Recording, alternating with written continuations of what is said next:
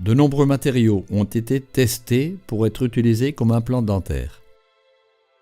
Mais aujourd'hui, le seul accepté à l'unanimité est le titane. Ce métal a la capacité de s'intégrer parfaitement dans l'os due à une caractéristique qui ne possède pas d'autres métaux. Notre corps est conçu pour rejeter tous les éléments étrangers qui l'envahissent. Nous avons plusieurs méthodes pour les détecter. La première est la présence de protéines étrangères dans notre corps, qui sont rapidement éliminées, ce qui nous permet de nous défendre contre les bactéries et les virus. Mais aussi, c'est le mécanisme responsable du rejet des greffes d'autres personnes. La seconde correspond aux modifications que les ions métalliques produisent dans nos protéines, ce qui déclenche une réaction de défense et une expulsion du métal. Les métaux, lors du contact avec les fluides biologiques, prennent oxygène, s'oxydent et se soumettent à un processus d'ionisation. Cette oxydation provoque des variations dans la couche atomique la plus externe du métal, qui modifie sa jonction avec la couche suivante d'atomes non oxydés, de sorte que la prochaine couche d'atomes s'oxyde en répétant le processus de libération de métal ionisé.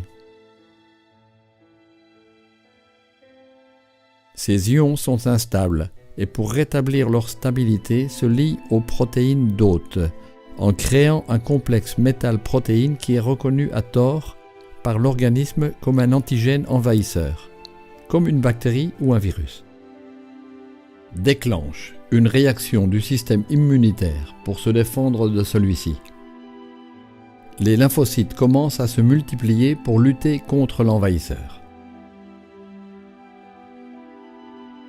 Le dit acier inoxydable, qui s'oxyde également, en plus d'acier se compose d'un 14% de nickel, un 18% de chrome, un 2% de manganèse et 3% de molybdène, trop de ions. Mais le titane ne provoque pas cela. La première couche d'atomes s'oxyde, mais cela ne modifie en rien sa forte liaison avec la deuxième couche d'atomes. Ils restent stables dans leur position. Donc, aucun atome ionisé se détache et ceci le rend invisible au système de défense biologique, de telle façon que les os réparent leurs blessures sans percevoir l'agresseur et établissent avec cet objet invisible des ponts d'union solides. Un fait heureux pour les humains, ce qui permet d'utiliser ce métal pour beaucoup d'objectifs médicaux, dont l'un est les implants dentaires.